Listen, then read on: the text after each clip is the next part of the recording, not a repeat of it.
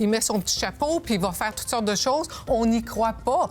Bonjour. Eh bien, depuis longtemps, le débat fait partie intégrante du processus électoral. Or, plusieurs candidats aux élections ontariennes refusent d'y participer, même lorsque ces débats sont organisés dans leur propre communauté.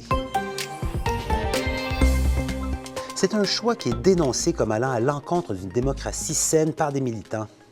Le directeur du Democratic Engagement Exchange à l'Université métropolitaine de Toronto, John Beebe, affirme qu'il est important pour l'engagement des électeurs d'entendre directement les échanges d'idées entre les candidats.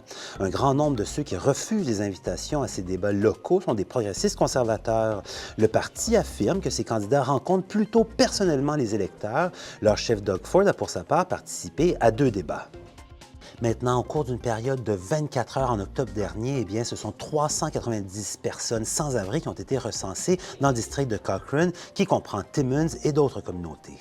C'est l'une des conclusions du décompte ponctuel effectué par le Conseil des services du district de Cochrane qui a eu lieu le 10 octobre. Le décompte a été suivi d'une période d'1 mois au cours de laquelle le Conseil et ses partenaires ont mené des enquêtes détaillées auprès des personnes sans logement.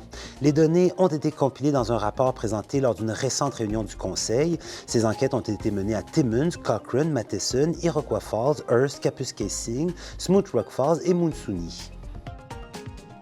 C'est ce qu'on avait pour vous au Vidéojournal. Je vous invite à nous retrouver demain pour d'autres nouvelles de votre région. Bonne fin de journée!